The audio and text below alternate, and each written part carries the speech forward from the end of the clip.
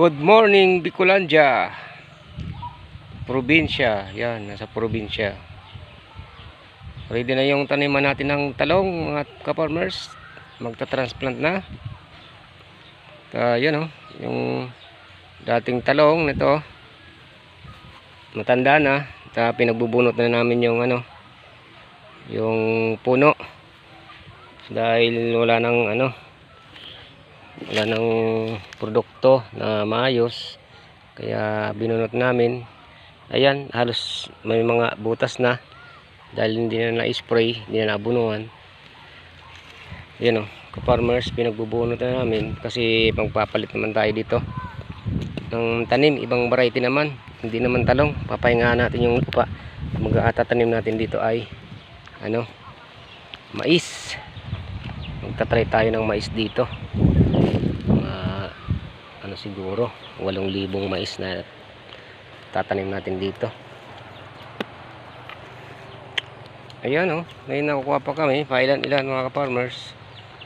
Mga medyo matatanda na, yung maliliit, matitigas na yan o, pero pwede pa, okay pa naman yung loob.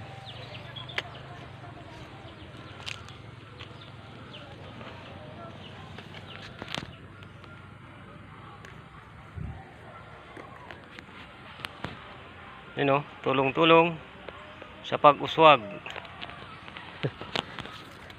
Yung tinanim namin pala ka-farmers, update. Mga puno na nyug, ayan malalaki na. Pa lang to, simula ng pandemic tinanim namin to. 3 years pa lang ka-farmers, pero ayan na yung yung puno ng niyog, maganda na kasi laging naabunuhan. May tanim na talong, may ampalaya dito, may kalabasa, kaya yan naabunuhan din.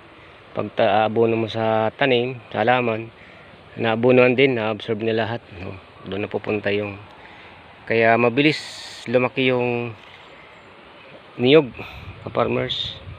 Nung pandemic lang to tinanim. Yan, ito mga ka-farmers, binubunot na para mababunga pa naman sana. Yan kaso puro na insekto, wala nang dahon, kaya wala nang ganda, wala nang produkto.